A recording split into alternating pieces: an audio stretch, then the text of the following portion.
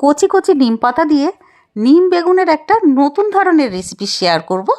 নমস্কার বন্ধুরা, সীমাস কিচেনে আপনাদের স্বাগত।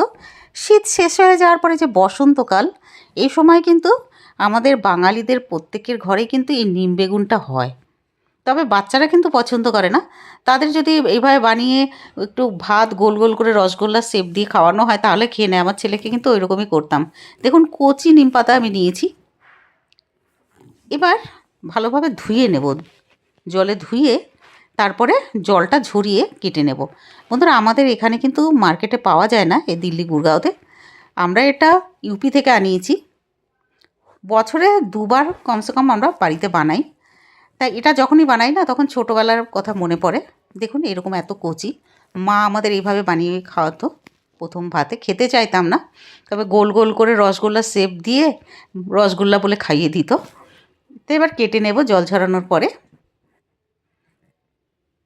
এই জিনিসটা আমার ছেলের সঙ্গেও তাই করতে হয়েছিল। ও খেতে একদম চাইতো না, তো ছোটো ছোটো রসগোল্লার মতন সাইজ বানিয়ে ওকে খাইয়ে দিতাম,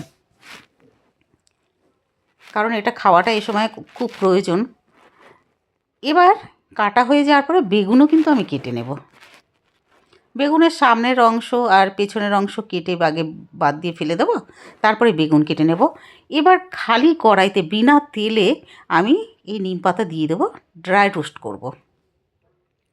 মানে ভাজবো ভালোভাবে, মিডিয়াম ফ্লেমে এভাবে ভাজবো, বারে বারে চালাবো। ভাজতে ভাজতে যখন দেখুন এইরকম শুকিয়ে গেছে, এবার একটা প্লেটে তুলে নেব। এবার ওই কড়াইয়ের মধ্যে 2 চামচ সর্ষের তেল দেবো। বন্ধুরা, সর্ষের তেলেই কিন্তু ভালো লাগবে। তেলটা গরম হয়ে গেলে ছোটো চামচের 1 চামচ কালো জিরে আর 4 থেকে 5টা আমি শুকনো লঙ্কা নিয়েছি। ঝালটা বন্ধুরা আপনাদের স্বাদ অনুযায়ী নেবেন। এবার একটু যখন সুন্দর গন্ধ বেরিয়ে আসবে ভাজতে ভাজতে, তখন দিয়ে দেবো বেগুন। বেগুন দিয়ে এবার মিডিয়াম ফ্লেমে নাড়িয়ে নেব।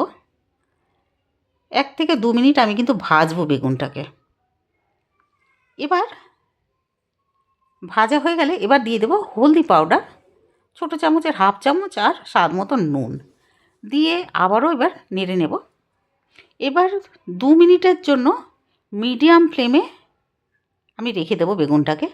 2 মিনিট ঢাকনা দিয়ে রেখে দিয়েছিলাম। 2 মিনিট পরে ঢাকনাটা সরিয়ে এবার, যেহেতু নুন দিয়েছি, বেগুনটা কিন্তু সেদ্ধ হয়ে গেছে, একটু জল বেরিয়ে গেছিলো।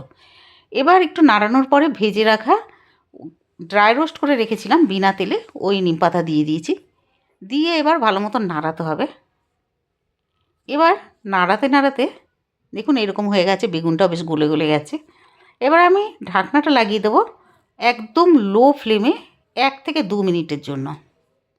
2 মিনিট পরে লিডটা সরিয়েছি, আবারও ভালো মতন এটাকে এভাবে প্রেস করে নেব, যাতে বেগুনটা নিম পাতার সঙ্গে ভালোভাবে মিক্স হয়ে যায়। এবার নুনটা একটু কম লেগেছে, তাই জন্য আমি নুনটা আর একটু দিয়েছি। দিয়ে এবার আবারও নাড়িয়ে নেব। ফ্লেম কিন্তু এখন আমাদের একদম লোতে আছে। আমি 2 থেকে 3 মিনিট কিন্তু এভাবে ভাজবো, তাহলে গন্ধ কিন্তু খুব সুন্দর বেরিয়ে আসবে। 3 মিনিট পর্যন্ত লো ফ্লেমে আমি ভেজে নেব।